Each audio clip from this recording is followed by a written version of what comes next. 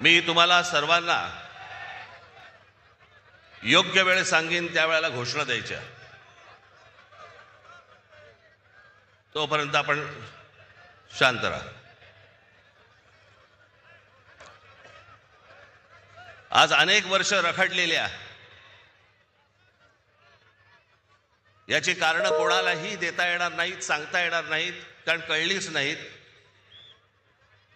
की इतकी वर्ष या निवडणुका घ्यायला का लागल्या, कशासाठी लागल्या.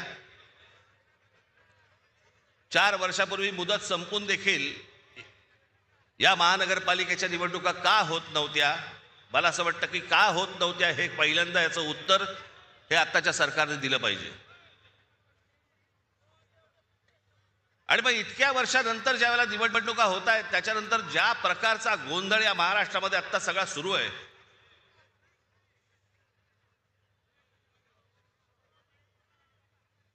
कोण कुठे चाललंय, कोण काय चाललंय, म्हणजे मी मागे एकदा म्हटलं होतं ना, इतका चुकीचा कॅरम फुटलाय ना की कोणाच्या सवट्या कोणाच्या भोगात आहेत तेच कळत नाही.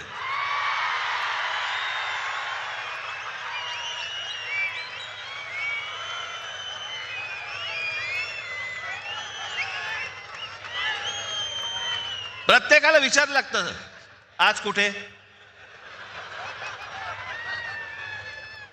काही जण तर वेडे पिसे झालेत, वेडे पिसे. त्या दिवशी मला कळलं, कोणीतरी एकाने छाननीच्या वेळेला, म्हणजे ते फॉर्म भरायची तारीख मुदत निघून गेली होती फॉर्म भरायची, छाननीच्या वेळेला समोरच्याचा एबी फॉर्म घेतला आणि गिळून टाकला.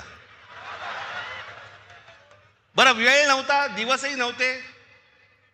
एखादा दिवस मिळाला असता तर सकाळी बाबा वाट तरी बघता आली असती त्याची की एबी फॉर्म बाहेर येईल, बाहेर येईल, बाहेर येईल, मग नंतर फॉर्म भरू. ती वेळ नाही दिली. कोणत्या थराला गेल्यात निवडणुका या महाराष्ट्रामध्ये. 60-60, 70-70 माणसं उमेदवार सत्ताधारी पक्षाचे बिनविरोध निवडून येतात. तिकडच्या मतदारांचा मतदानाचा अधिकार पण त्यांना देणार नाही तुम्ही.